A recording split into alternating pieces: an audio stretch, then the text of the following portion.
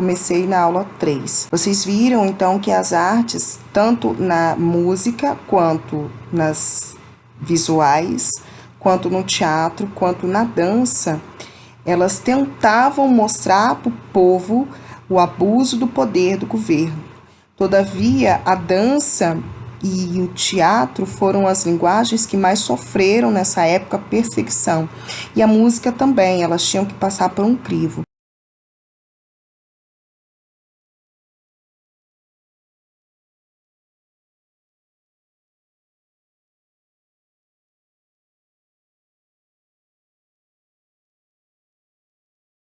Importante vocês entenderem o momento para entender as artes também desse período. Ali o futebol dos canarinhos, né?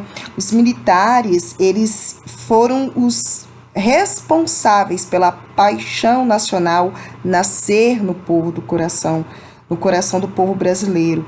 É porque, na verdade, o futebol ele foi instigado maçantemente ali para que o povo visse futebol no horário do noticiário, criasse essa paixão, esse excesso de mídia em cima do futebol. Pelé foi considerado o rei do futebol. Por quê? Para que o povo ficasse entretido. Eles poderiam fazer a perseguição, os atos institucionais. Vocês viram ali que o ato 5, AI-5, fechou o Congresso. Tipo, agora quem manda somos nós, não tem deputado, não tem deputado federal, estadual, senador, nada disso. É eu e a minha equipe aqui. Então, era proibido estar na rua, fazer qualquer manifesto. E nesta época, quem estava a favor do governo ascende na cultura popular brasileira. E quem estava a favor era o quê? Eram os jogadores de futebol que ganhavam bastante incentivo, né? E também alguns cantores, como, por exemplo, o grande rei Roberto Carlos. É nessa época que ele é considerado o rei da música. Por quê? Porque ele não ousou a falar mal do governo. Ele falava de quê? De amor, de calhambeque, bibi, quero buzinar meu calhambeque, bibi, bibi, bibi, bibi, bibi. Ou seja, ele mostrava para o povo uma visão de mundo ideal do rapazinho que conquista a menina com um carro, que a gente tinha que ter um carro, né, os homens ter para conquistar as mulheres, o amor platônico, ou seja, ele não atacava o governo.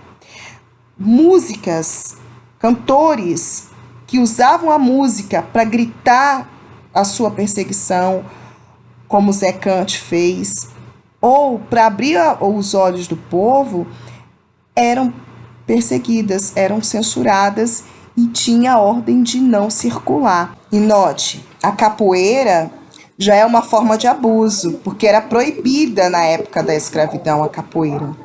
Então, muitos foram convidados a retirar-se do Brasil, como é o caso de Paulo Freire. Paulo Freire, na época da ditadura militar, ele foi convidado a se retirar do Brasil. Por quê? Porque ele estava alfabetizando não com Babebi-Bobu, não com Ivo planta uva, mas ensinando ao Ivo quem era ele na classe social, o preço que ele plantava a uva, investia na terra, e o preço que ele vendia a uva e o preço que o governo ganhava com a uva. Ou seja, Paulo Freire, ele estava abrindo os olhos dos cortadores de cana, das pessoas pobres que ele estava alfabetizando, para criar estratégias para organizar-se, formar partido político, brigar pelos seus direitos, e isso não era nada legal para os planos dos governantes. Então, Paulo Freire foi um convidado a se retirar. E é claro, antes que ele morresse, ele se retirou, foi para o Chile. Lá, até hoje, ele é muito mais bem valorizado do que aqui no Brasil. Lá ele erradicou a taxa de analfabetismo de 95% para 5%. E aqui no Brasil, a taxa ainda continua alta. Mas voltando aqui, quando ele falou volta e volta fazendo barulho, é para que ele dissesse, ó, pessoal, eu cheguei e eu não morri, e se eu desaparecer é porque me mataram. Por quê?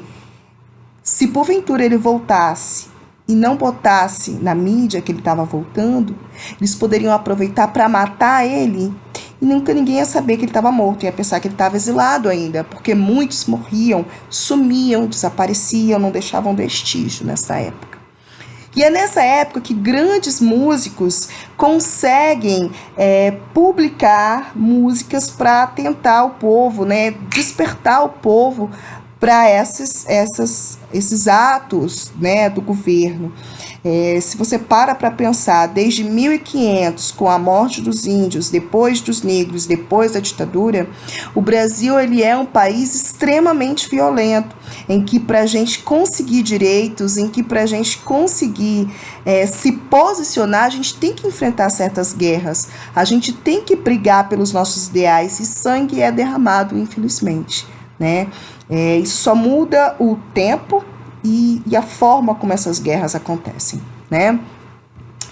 Depois, então, da ditadura militar, chega a década de 80, que você tem o retorno da República, os movimentos de direta já, em que as artes continuam se manifestando por meio da música, e você tem o rock nacional, que a gente vai falar isso na linguagem de música, com Paralamas do Sucesso, Titãs, Renato Russo. Eles vão fazer, na década de 80, depois 90, essa crítica social, né? Essas críticas sociais, elas sempre continuam. E isso a gente fala lá na linguagem musical. A arte, ela tem a importância de despertar no aluno a criatividade, como a gente já falou. E quem é que vai falar sobre isso é Ana May Barbosa. E aí a gente parou em 70, lembra?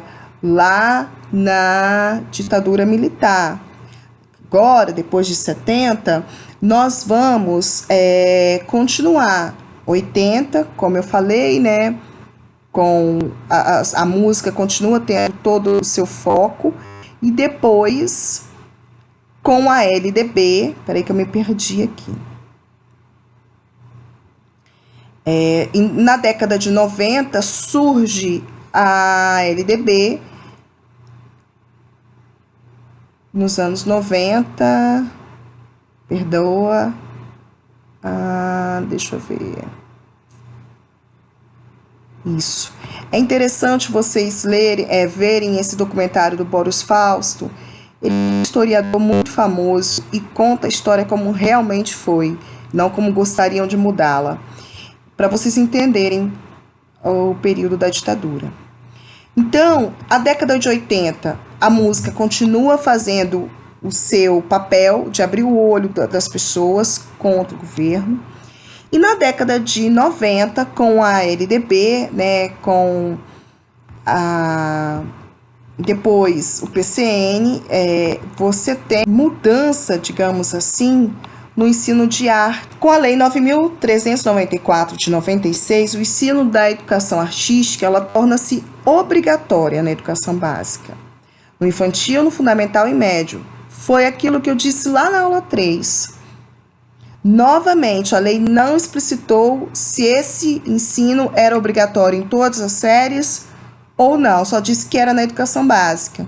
Então, o que eles fazem? Eles colocam matérias mais importantes no lugar dela e destina a educação artística apenas para algumas séries, tá? Da educação básica. Aí, a lei, ela passa a ser, então, a partir daí, as artes passam a ser chamada de arte, ao invés de educação artística, e visa a formação do aluno em artes visuais, música, teatro e dança, né? As 4 linguagens passam a acontecer aqui. Beleza. Da década de 90 até 2020, né, os tempos atuais, ficou conhecida a metodologia de Ana May Barbosa, que é uma metodologia de ensino que vai fazer o aluno passear entre a produção, a crítica, a estética e a história da arte, que é o que eu estou falando desde o princípio, né? O fazer artístico, a técnica, ler a imagem, que seria o fluir mesmo, tá? E a história da arte, que é a contextualização. Essa metodologia de Anna May, ela está no PCNs e ela está na BNCC. Não com este nome, mas a BNCC manteve a ideia e acrescentou mais algumas competências lá, né? O fluir seria o quê? O fruir vem de verbo transitivo direto, né? Que significa deleitar-se. O fluir é a palavra que vem de fluir, de deixar levar, e ambas as palavras são aceitas nesse estudo aqui, de deixar o aluno mergulhar e deixar-se levar pela obra de arte. Então, os professores têm uma função aqui de fazer o aluno ser um apreciador da arte, né? A falta de preparação de pessoal para entender a arte antes de ensiná-la é um problema crucial, né? A Anna May vem falar sobre isso. E nós, quanto professores, temos a função de quê? De fazer o aluno entender a arte pelo qual ela é usada pelo ser humano. A arte, ela é usada para expressar opinião, para expressar a sua vontade, né? As suas ideias. Anna May, para ela, o conjunto de conteúdos tem que estar articulado dentro do processo de ensino-aprendizagem, tá? Explicitado por intermédio de ações em 3 eixos norteadores: o produzir, o apreciar e o contextualizar. O produzir é a técnica, o aluno tem que conhecer as diversas técnicas artísticas e fazer. O apreciar é ele apreciar o do autor original, né, do artista original, e ele apreciar dele e o do colega.